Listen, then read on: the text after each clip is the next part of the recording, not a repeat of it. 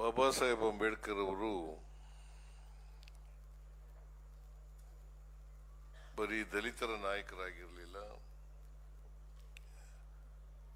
ಅವರು ಇಡೀ ದೇಶದ ನಾಯಕರು, ಜಗತ್ತಿನ ನಾಯಕರು ಅಂತಕ್ಕಂಥದನ್ನ ಹೇಳಲಿಕ್ಕೆ ಬಯಸ್ತಾ ಇದ್ದೇನೆ.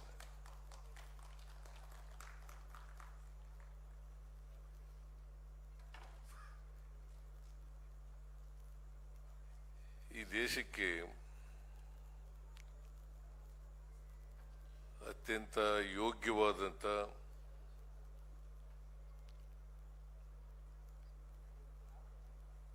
ಮತ್ತೆ ನಮ್ಮ ಸಮಾಜಕ್ಕೆ ಬೇಕಾದಂಥ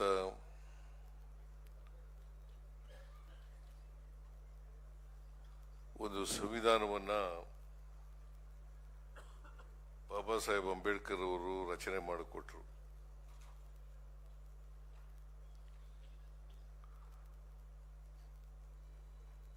ಅವರು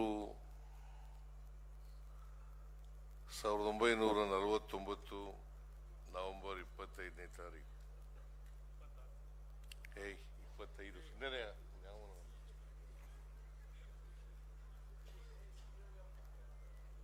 26 ಅಂತ ಹೇಳಿದ್ರು. ಭಾಷಣ ಮಾಡದ್ದು 25ನೇ ತಾರೀಕು.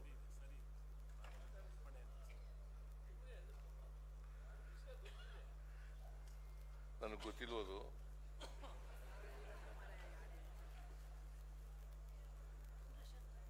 1949ನೇ ನವೆಂಬರ್ 25ನೇ ತಾರೀಕು ಕಾನ್ಸ್ಟಿಟ್ಯೂಯೆಂಟ್ ಅಸೆಂಬ್ಲಿನಲ್ಲಿ ಕೊನೆ ಭಾಷಣ ಮಾಡಿದ್ದಾರೆ. ಅದನ್ನು ಹೇಳದ್ದು ನಾನು.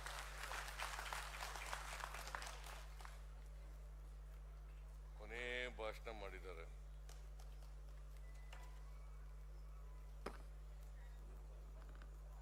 ಕೊನೆ ಭಾಷಣದಲ್ಲಿ ಏನು ಹೇಳಿದ್ದಾರೆ ಅಂತಂದ್ರೆ 1950 ಜನವರಿ 26ನೇ ತಾರೀಕು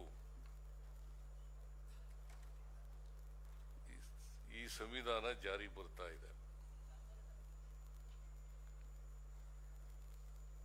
ಜಾರಿಗೆ ಬಂದಂತ ಸಮಾಜದಲ್ಲಿ ನಮ್ಮ ಸಮಾಜ ಹೇಗಿದೆ ಅಂತಕ್ಕಂಥ ಮಾತುಗಳನ್ನ ಹೇಳಿದ್ದಾರೆ. ನಾವು ಜಾರಿ ಬಂದಂತ ದಿನ ವೈರುಧ್ಯತೆ ಇರ್ತಕ್ಕಂಥ ಸಮಾಜಕ್ಕೆ ಕಾಲಿಡ್ತಾ ಇದ್ದೀವಿ. ಸಾಮಾಜಿಕ ಅಸಮಾನತೆ ಇದೆ,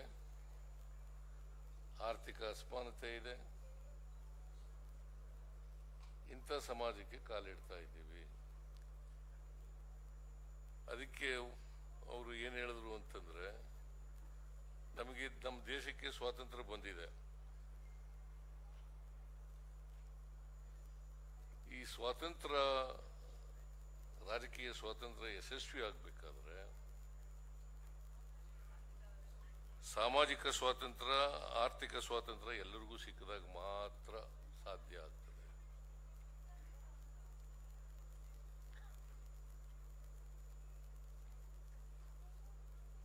ಅದಕ್ಕೋಸ್ಕರನೇ ಅವರು ರಾಜಕೀಯ ಸ್ವಾತಂತ್ರ್ಯ, ಆರ್ಥಿಕ ಸ್ವಾತಂತ್ರ್ಯ ಮತ್ತು ಸಾಮಾಜಿಕ ಸ್ವಾತಂತ್ರ್ಯದ ತಳಹದಿಯ ಮೇಲೆ ನಿಂತಿದೆ.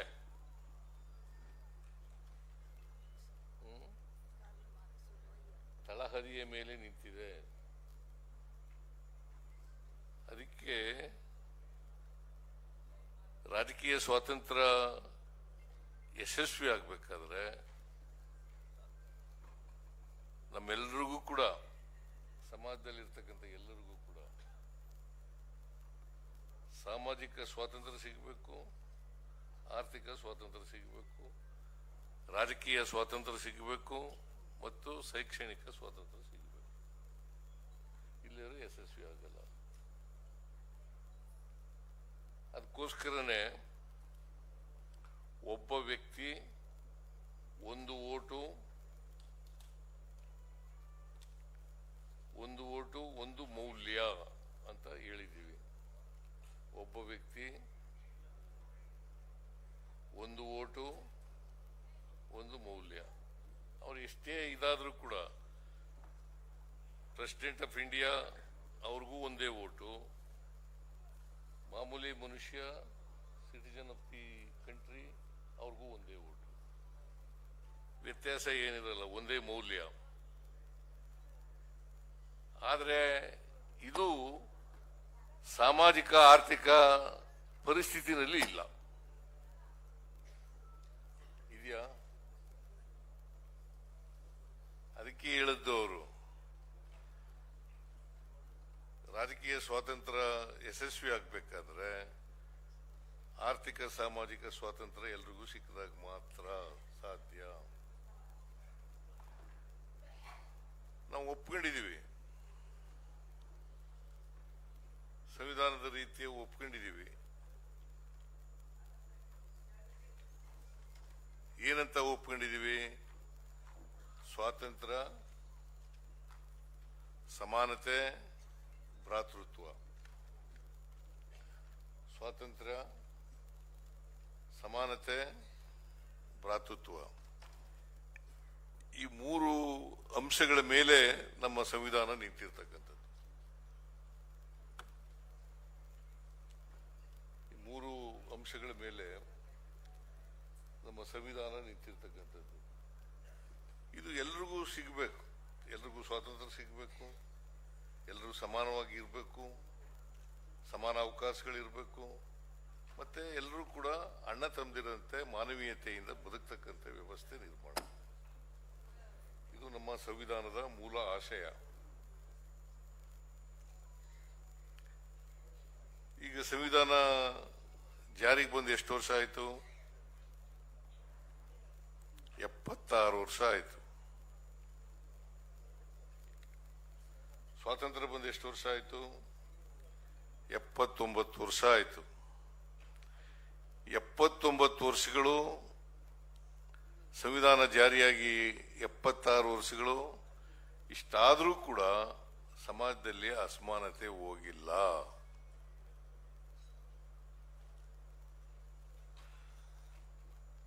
ಸಂವಿಧಾನ ಜಾರಿ ಆದಮೇಲೆ ವಿರೋಧ ಮಾಡಿದವರು ಯಾರು?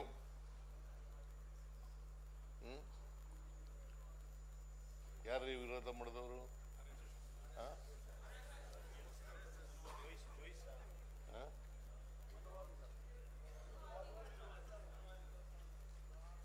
ಆರ್ಗನೈಸರ್ ಅಂತ ಒಂದು ಪತ್ರಿಕೆ ಇದೆ. RSS ನ ಮುಖವಾಣಿ ಅದು, ಗೊತ್ತಾ ನಿಮಗೆ? ಆರ್ಗನೈಸರ್ ಅಂತ ಇಂಗ್ಲಿಷ್ ಪತ್ರಿಕೆ. ಆ ಪತ್ರಿಕೆಯಲ್ಲಿ ಬರೆದರು, ಸಂವಿಧಾನದ ವಿರುದ್ಧವಾಗಿ ಬರೆದರು. ಅದು ಬರೆದವರು ಯಾರು? RSS ನವರು. ಈಗ ಅಂಬೇಡ್ಕರ್ನ ಹಾಡಿ ಹೊಗಳಿ ಮಾಡ್ತಾರೆ. ನೀವು ತಿಳ್ಕೋಬೇಕು ಎಲ್ಲ.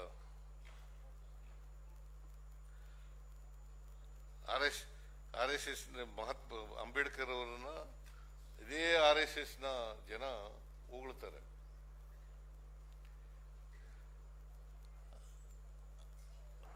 ಅಂಬೇಡ್ಕರ್ ಅವರು 1952ನೇ ಇಸ್ವಿ ಮೊದಲನೇ ಎಲೆಕ್ಷನ್ ನಿಂತ್ಕೊಂಡು ಸೋತರು. ಅದಕ್ಕೆ ಭಾರತೀಯ ಜನತಾ ಪಕ್ಷದವರು RSS ನವರು ಏನ್ ಹೇಳ್ತಾರೆ ಅಂತಂದ್ರೆ, ಅಂಬೇಡ್ಕರ್ ಅವರನ್ನು ಸೋಲಿಸಿದವರು ಕಾಂಗ್ರೆಸ್ನವರು. ಬರೀ ಸುಳ್ಳೆ.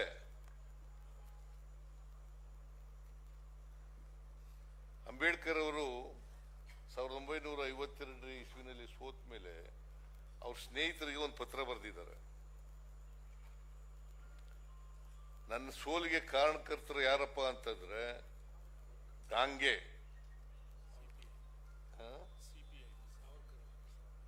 ಮತ್ತೆ ಸಾವರ್ಕರ್. ಸಾವರ್ಕರ್ ಯಾರು? ಹಿಂದೂ ಮಹಾಸಭಾದ ಅಧ್ಯಕ್ಷರು. ಸೋಲಿಸಿದವರು ಡಾಂಗೆ, ಕಮ್ಯುನಿಸ್ಟ್ನ ಡಾಂಗೆ ಮತ್ತು ಹಿಂದೂ ಮಹಾಸಭಾದ ಅಧ್ಯಕ್ಷ ಸಾವರ್ಕರ್. ಅವನು ವೀರ ಸಾವರ್ಕರ್ ಆಗ್ಬಿಡ್ತಾನೆ. ಯಾವಾಗ ಅದನ್ನ ಗೊತ್ತಿಲ್ಲ ನನಗೆ. ವೀರ ಸಾವರ್ಕರ್ ನನಗೆ ಯಾರು ಕೊಟ್ರ ಬಿರುದನ್ನ, ಯಾರು ಕೊಟ್ರ ಗೊತ್ತಿಲ್ಲ. ವೀರ ಸಾವರ್ಕರ್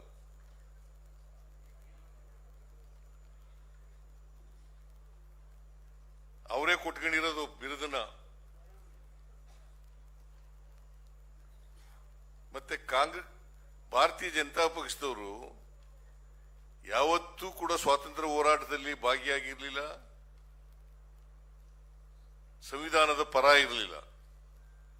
ಅದಕ್ಕೆ ನಾವು ಹೇಳೋದು ಸಂವಿಧಾನದ ವಿರೋಧಿಗಳು ಯಾರು? ಬಿಜೆಪಿಯವರು, RSSನವರು. ಯಾಕಂತಂದ್ರೆ 1925ನೇ ಇಸ್ವಿನಲ್ಲಿ RSS ಪ್ರಾರಂಭ ಆಯಿತು. 1925. ಅದರ ಸರಸಂಚಾಲಕರು ಯಾರು? ಅಧ್ಯಕ್ಷರಾಗಿದ್ದವರು ಎಡ್ಗೆ ವಾರ್. ಎಡ್ಗೆ ವಾರ್. ಅವ್ರು ಯಾವತ್ತಾದ್ರೂ ಸ್ವಾತಂತ್ರ್ಯ ಹೋರಾಟದಲ್ಲಿ ಭಾಗಿಯಾಗಿದ್ರ? ಆಮೇಲೆ ಗುರೂಜಿ ಅಂತ ಆದ್ರು 1940ನೇ ಇಸ್ವಿನಲ್ಲಿ. ಅವ್ರು ಯಾವತ್ತಾದ್ರು ಭಾಗವಹಿಸಿದ್ರ? ಜೈಲ್ಗೆ ಹೋಗಿದ್ರ ಸ್ವಾತಂತ್ರ್ಯ ಹೋರಾಟದಲ್ಲಿ ಭಾಗವಹಿಸಿ? ಆಸ್ತಿ ಪಾಸ್ತಿ ಕಳ್ಕೊಂಡಿದ್ರ? ಅಥವಾ ಇನ್ಯಾರಾದ್ರೂ ಭಾಗವಹಿಸಿದ್ರ? ಯಾರು ಭಾಗವಹಿಸುತ್ತಿಲ್ಲ. ಈ ದೇಶಕ್ಕೆ ಸ್ವಾತಂತ್ರ್ಯ ತಂದುಕೊಟ್ಟಂತ ಪಕ್ಷ ಕಾಂಗ್ರೆಸ್ಸು, ಬಾಬಾ ಸಾಹೇಬ್ ಅಂಬೇಡ್ಕರ್ ಅವರು ಹೋರಾಟದ ಫಲ ಅಂತಕ್ಕಂಥದನ್ನ ನಾವು ಮರೀಲಿಕ್ಕೆ ಸಾಧ್ಯ. ಅದಕ್ಕೆ ಕಾಂಗ್ರೆಸ್ಸಿನ ಕೊಡುಗೆ ಏನು ಅಂತ ಕೇಳ್ತಾರಲ್ಲ, ಅವ್ರಿಗೆ ಉತ್ತರ ಹೇಳಬೇಕು ನೀವು. ಆಯ್ತಪ್ಪ, ಈ ದೇಶದಲ್ಲಿ ಎಷ್ಟು ಅಣೆಕಟ್ಟುಗಳಿದ್ದಾವೆ? ಯಾವ್ದಾದ್ರು ಒಂದು ಕಟ್ಟಿದ್ದಾರೆ ನಮ್ಮ?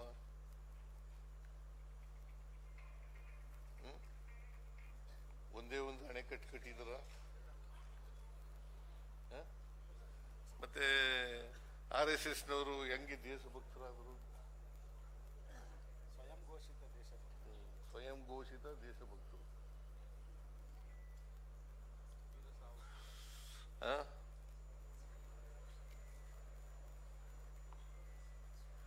ಮಹಾತ್ಮ ಗಾಂಧೀಜಿನೇ ಕೊಂದಾಕದಂತ ಪಕ್ಷ ಅವರು. ಮಹಾತ್ಮ ಗಾಂಧೀಜಿನೇ ಕೊಂದಾಕ್ತವ್ರು. ಅದಕ್ಕೆ ಚಿತಾವಣೆ ಮಾಡಿದವರು ಯಾರು? ಕೋರ್ಟ್ನಲ್ಲಿ ಡಿಸ್ಚಾರ್ಜ್ ಆಗಿರ್ಬೋದು, ಜಡ್ಜ್ಮೆಂಟ್ನಲ್ಲಿ ಸಾಕ್ಷಿಗಳಿಲ್ದೇನೆ ಡಿಸ್ಚಾರ್ಜ್ ಆಗಿರ್ಬೋದು. ಆದರೆ ಸಾವರ್ಕರ್ ಚಿತಾವಣೆ ಮಾಡಿದವರು. ಇದನ್ನ ನಾವು ಅರ್ಥ ಮಾಡ್ಕೋಬೇಕಾಗ್ತದೆ. ಈ ದೇಶಕ್ಕೆ ಸ್ವಾತಂತ್ರ್ಯ ತರಲಿಕ್ಕೆ ಅವರ ಹೋರಾಟ ಏನೂ ಇಲ್ಲ, ಜೀರೋ. ಆದ್ರೂ ದೇಶಭಕ್ತರು. ಅದಕ್ಕೆ ನಮ್ಮ ಸಂವಿಧಾನ ಈ ದೇಶಕ್ಕೆ ಬಾಬಾ ಸಾಹೇಬ್ ಅಂಬೇಡ್ಕರ್ ಅವರು ಕೊಟ್ಟರಲ್ಲ ಸಂವಿಧಾನ. ಈ ಸಂವಿಧಾನ ಬರಕ್ಕೆ ಮುಂಚಿತವಾಗಿದ್ದದ್ದು ಯಾವುದು? ಮನುಶಾಸ್ತ್ರ.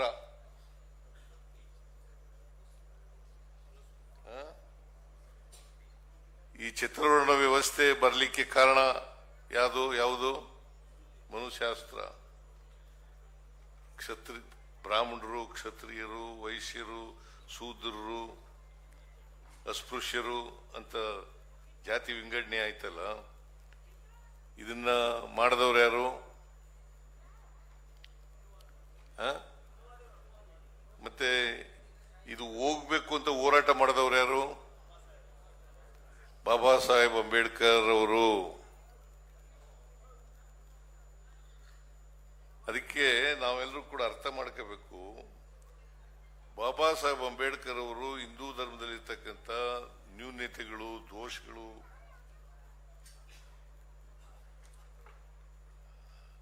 ಅದರಲ್ಲಿರ್ತಕ್ಕಂಥ ಅಸ್ಪಷ್ಟತೆಗಳು ಅವೆಲ್ಲ ಹೋಗ್ಲಾಡಿಸ್ಲಿಕ್ಕೋಸ್ಕರ ಬಹಳ ಪ್ರಯತ್ನ ಮಾಡಿದ್ರು ಅಂಬೇಡ್ಕರ್. ಪ್ರಯತ್ನ ಮಾಡಿದ್ರು ಕೂಡ ಅದು ಹೋಗ್ಲಾಡಿಸ್ಲಿಕ್ಕೆ ಸಾಧ್ಯ ಆಗಲಿಲ್ಲ. ಅದಕ್ಕೆ ಮನುಶಾಸ್ತ್ರ ಇದೆಯಲ್ಲ ಅದನ್ನು ಸುಟ್ಟಾಕ್ಬಿಟ್ರು.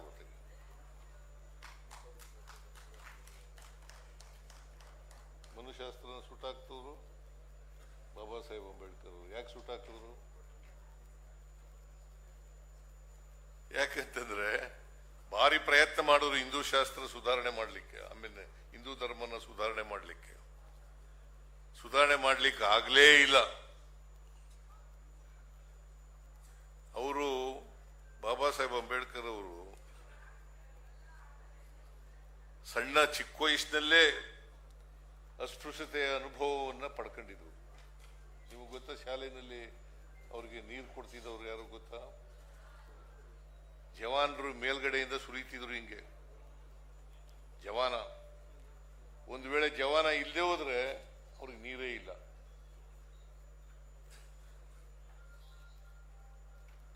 ಇದನ್ನು ಬಾಬಾ ಸಾಹೇಬ್ ಅಂಬೇಡ್ಕರ್ ಅವರು ಬರ್ಕೊಂಡಿದ್ದಾರೆ.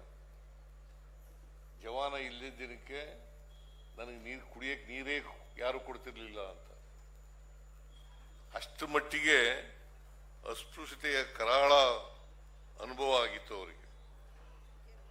ಅದಕ್ಕೋಸ್ಕರನೇ ಹೋರಾಟ ಮಾಡಿದ್ರು. ಎಲ್ಲ ದಮನಿತರಿಗೆ ಗೌರವ ತರ್ತಕ್ಕಂಥ ರೀತಿಯಲ್ಲಿ ಅದಕ್ಕೆ ಸಮಾನ ಅವಕಾಶಗಳನ್ನು ಕೊಟ್ಟರು. ನಾವು ಸಂವಿಧಾನ ಬರಕ್ಕೆ ಮುಂಚಿತವಾಗಿ ಶೂದ್ರರು ವಿದ್ಯೆ ಕಲಿಯಾಗಿರ್ಲಿಲ್ಲ. ಸಂವಿಧಾನ ಬಂದ ಮೇಲೆ ಎಲ್ರಿಗೂ ಸಮಾನವಾಗಿ ವಿದ್ಯೆ ಕಲೀಲಿಕ್ಕೆ ಸ್ವಾತಂತ್ರ್ಯ ಸಿಕ್ಕಿತು. ಇದನ್ನ ಬಾಬಾ ಸಾಹೇಬ್ ಅಂಬೇಡ್ಕರ್ ಅವರು ಇವತ್ತು ನಾನು ಇಲ್ಲಿ ನಿಂತ್ಕೊಂಡು ಮಾತಾಡ್ತಾ ಇದ್ದೀನಿ ಅಂತಂದ್ರೆ ಮುಖ್ಯಮಂತ್ರಿಯಾಗಿ ಇದಕ್ಕೆ ಕಾರಣ ಬಾಬಾ ಸಾಹೇಬ್ ಅಂಬೇಡ್ಕರ್ ಅವರು ಕೊಟ್ಟಂತ ಸಂವಿಧಾನ. ಇಲ್ಲಿ ಇರೋರೆಲ್ಲ MLAಗಳು MLCಗಳು ಆಗಿದಾರಲ್ಲ, ಮಂತ್ರಿಗಳು ಎಲ್ಲ ಆಗಿದಾರಲ್ಲ, ಅವರೆಲ್ಲ ಆಗ್ಲಿಕ್ಕೆ ಸಂವಿಧಾನ ಕಾರಣ. ಇಲ್ಲಿ ಸಂವಿಧಾನ ಬರದೇ ಇದ್ರೆ ನಾವೆಲ್ಲ ಕುರಿನೋ ಎಮ್ಮೆನೋ ಕಾಯ್ಕೊಂಡಿರ್ಬೇಕಾಗಿತ್ತು, ಹೊಲ ಗದ್ದೆಗಳಲ್ಲಿ ಕೆಲಸ ಮಾಡ್ಕೊಂಡಿರ್ಬೇಕಾಗಿತ್ತು ಅಲ್ವಾ? ಅದಕ್ಕೋಸ್ಕರ ಅಂಬೇಡ್ಕರ್ ಅವರು ಹೇಳಿದಂಥ ವಿಚಾರಗಳನ್ನ ನಾವು ಜ್ಞಾಪಕ ಇಟ್ಕೊಂಡು ಅದನ್ನ ಮುಂದುವರಿಸ್ತಕ್ಕಂಥ ವಿಚಾರಗಳಿದಾವಲ್ಲ, ಅಂಬೇಡ್ಕರ್ ಅವರ ವಿಚಾರಗಳಿದೆಯಲ್ಲ, ಅದನ್ನ ಜೀವನದಲ್ಲಿ ಅಳವಡಿಸ್ಕೊಂಡು ಅದನ್ನು ಮುಂದುವರಿಸ್ತಕ್ಕಂಥ ಕೆಲಸ ಮಾಡಬೇಕು. ಅದಕ್ಕೆ ಒಂದು ಎಚ್ಚರಿಕೆ ಮಾತು ಹೇಳಿದ್ದಾರೆ ಅವರು.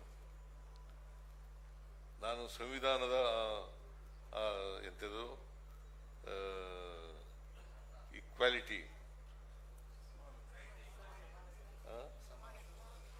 ಸಾಮಾಜಿಕ ನ್ಯಾಯ, ಅದರ ರಥ ಇಲ್ಲಿವರೆಗೆ ಎಳ್ಕ ಬಂದಿದ್ದೀನಪ್ಪ.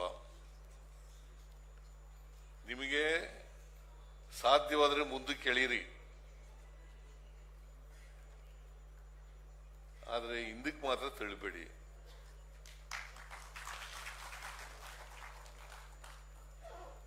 ಅಲ್ಲೇ ಬಿಟ್ಬಿಡಿ.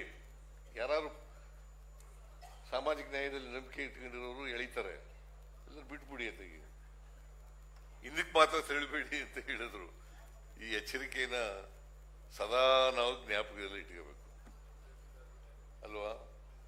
ಸಮಾಜದಲ್ಲಿ ಬದಲಾವಣೆ ಆಗ್ಬೇಕಾದ್ರೆ, ಸಾಮಾಜಿಕ ಬದಲಾವಣೆ ಆಗ್ಬೇಕಾದ್ರೆ, ಆರ್ಥಿಕ ಬದಲಾವಣೆ ಆಗ್ಬೇಕಾದ್ರೆ ಶಿಕ್ಷಣ, ಸಂಘಟನೆ, ಹೋರಾಟ.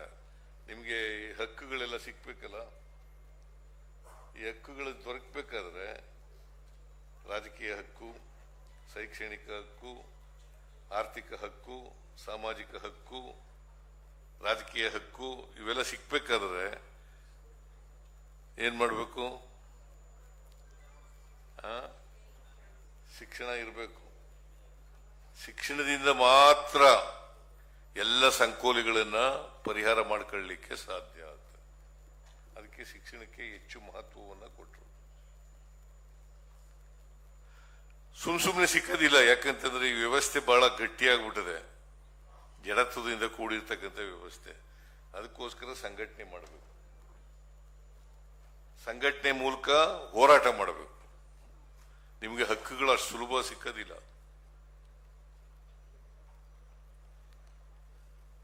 ಈ ಹಕ್ಕುಗಳು ನಿಮಗೆಲ್ಲ ಸಿಕ್ಬೇಕಾದ್ರೆ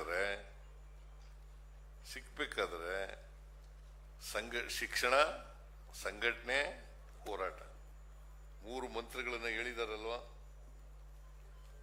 ಅದನ್ನ ನಾವೆಲ್ಲರೂ ಕೂಡ ತಪ್ಪದೇ ಮಾಡಬೇಕು. ಪ್ರತಿಯೊಬ್ಬರು ಕೂಡ ಶಿಕ್ಷಣ ಪಡ್ಕೋಬೇಕು, ಪ್ರತಿಯೊಬ್ಬರು ಕೂಡ ಸಂಘಟನೆ ಮಾಡಬೇಕು, ಆಮೇಲೆ ಹೋರಾಟ ಮಾಡ್ತಕ್ಕಂಥ ಕೆಲಸ ಮಾಡಬೇಕು. ಹೋರಾಟ ಅನಿವಾರ್ಯ. ಯಾಕಂತಂದ್ರೆ ನಮ್ಮ ಸಾಮಾಜಿಕ ವ್ಯವಸ್ಥೆ ಇದೆಯಲ್ಲ, ಬಹಳ ಜಡತ್ವದಿಂದ ಕೂಡಿರ್ತಕ್ಕಂಥ ವ್ಯವಸ್ಥೆ. ಅದ್ರ ಜೊತೆಗೆ ಅದನ್ನು ಗಟ್ಟಿ ಮಾಡ್ತಕ್ಕಂಥ ಜನ ಇದ್ದಾರೆ, ಪಟ್ಟಭದ್ರ ಹಿತಾಸಕ್ತರು. ಗಟ್ಟಿ ಮಾಡ್ತಕ್ಕಂಥ ಜನ ಇದ್ದಾರೆ. ಎಷ್ಟು ವರ್ಷ ಆಯ್ತು ಬುದ್ಧ ಹೇಳಿ? 7,500 ವರ್ಷ ಬುದ್ಧ ಇದ್ದದ್ದು. ಆಮೇಲೆ ಬಸವಣ್ಣ ಎಷ್ಟು ವರ್ಷ ಆಯ್ತು? 850 ವರ್ಷ, 12ನೇ ಶತಮಾನ. ಬಸವಣ್ಣ ಅಂಬೇಡ್ಕರ್ ಸಂವಿಧಾನ ಕೊಟ್ಟು ಎಷ್ಟು ವರ್ಷ ಆಯ್ತು? 79 ವರ್ಷ ಆಯ್ತು, ಅಲ್ಲ 76 ವರ್ಷ ಆಯ್ತು. ಇನ್ನು ವ್ಯವಸ್ಥೆ ಬದಲಾವಣೆ ಆಗಿಲ್ಲ. ಆಗಿದೆಯಾ? ಜಾತಿ ವ್ಯವಸ್ಥೆ ಹೋಗಿದೆಯಾ? ಆಮೇಲೆ ವಿದ್ಯಾವಂತರು ಮೂಢನಂಬಿಕೆಗಳಿಂದ ದೂರ ಆಗಿದಾರ?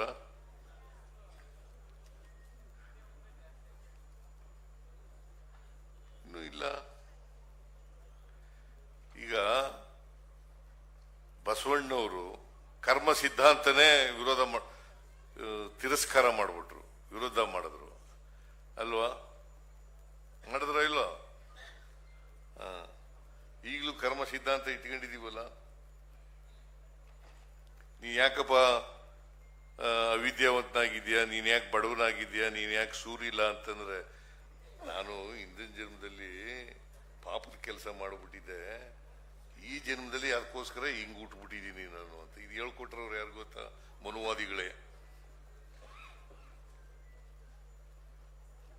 ಮನುವಾದಿಗಳೇ ಗಟ್ಟಿ ಮಾಡ್ಬಿಟ್ಟಿರೋದು. ಹೇಳಿ ಹೇಳಿ ಹೇಳಿ ಹೇಳಿ ಹೇಳಿ ಹೇಳಿ ಇದನ್ನ ಹೇಳಿ ಗಟ್ಟಿ ಮಾಡ್ಬಿಟ್ಟಿರೋದು. ಅದನ್ನೇ ನೀವು ಬದುಕಬೇಕು, ಅದನ್ನೇ ನಂಬ್ಕೊಂಡು ಬದುಕಬೇಕು. ಇದರ ವಿರುದ್ಧ ಇದ್ದವರು ಅಂಬೇಡ್ಕರ್ ಅವರು. ಅದನ್ನ ನಾವು ಸ್ವಲ್ಪ ನೀವೆಲ್ಲ ಫಾಲೋ ಮಾಡಬೇಕು ಅಷ್ಟೇ. ಅದನ್ನ ಫಾಲೋ ಮಾಡಿದ್ರೆ ಅಂಬೇಡ್ಕರ್ ಜಯಂತಿ ಆಚರಣೆ ಮಾಡೋದಕ್ಕೆ ಸಾರ್ಥಕ ಆಗುತ್ತೆ.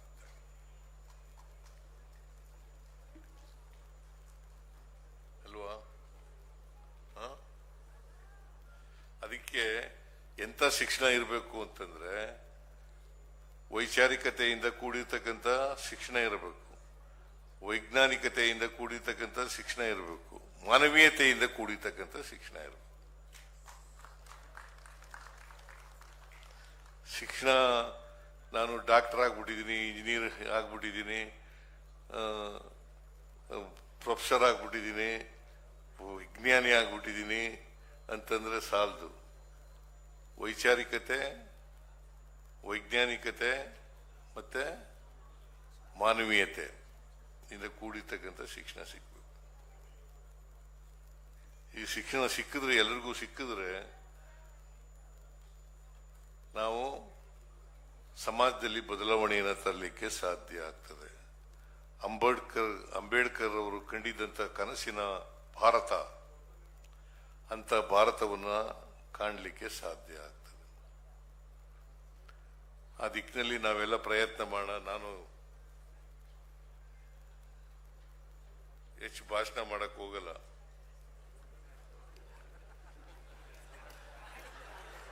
ಜಾಸ್ತಿ ಮಾತಾಡಿದ್ನೇನಮ್ಮ?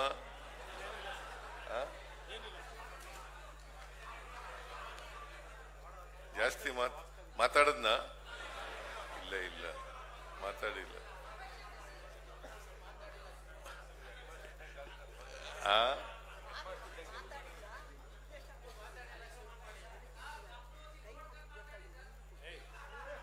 ಏನು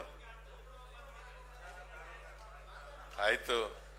ಈಗ ನಿಮ್ಗೆ ನನಗೆ ಭಾಷಣ ಮಾಡೋ ಅವಕಾಶ ಸಿಕ್ಕಿದೆ. ಜನರಿಗೆ ನಿಮ್ಗೆ ಸತ್ಯ ಹೇಳ್ತಕ್ಕಂಥ ಕೆಲಸ ಮಾಡಿದ್ದೀನಿ ಅಂತ ಅನ್ಕೊಂಡಿದ್ದೀನಿ ನಾನು. ನೀವು ಇದನ್ನ ಕಾಂಗ್ರೆಸ್ಸಿಗರಾಗಿ ಇದನ್ನ ಅಳವಡಿಸ್ಕೊಳ್ತಕ್ಕಂಥ ಪ್ರಯತ್ನವನ್ನ ಮಾಡಿ ನಿಮ್ಮ ಜೀವನದಲ್ಲಿ. ಅದೇ ಅಂಬೇಡ್ಕರ್ ಅವರಿಗೆ ಸಲ್ಲಿಸ್ತಕ್ಕಂಥ ಗೌರವ ಅಂತ ಅನ್ಕೊಂಡಿದ್ದೀನಿ ನಾನು. ಅದನ್ನ ನಾವೆಲ್ಲರೂ ಕೂಡ ಮಾಡೋಣ, ನನ್ನೂ ಸೇರಿ ನಾನು ಎಲ್ಲರೂ ಸೇರಿ ಮಾಡೋಣ ಅಂತಕ್ಕಂಥ ಮಾತುಗಳನ್ನು ಹೇಳಿ ಮತ್ತೊಮ್ಮೆ ಅಧ್ಯಕ್ಷರಿಗೆ, SC ಘಟಕದ ಅಧ್ಯಕ್ಷರಿಗೆ ಧನ್ಯವಾದಗಳನ್ನು ಹೇಳಿ ನನ್ನ ಮಾತುಗಳನ್ನು ಮುಗಿಸ್ತೇನೆ. ನಿಮಗೆಲ್ಲರಿಗೂ ನಮಸ್ಕಾರ. ಜೈ ಹಿಂದ್, ಜೈ ಕರ್ನಾಟಕ, ಜೈ ಭೀಮ್.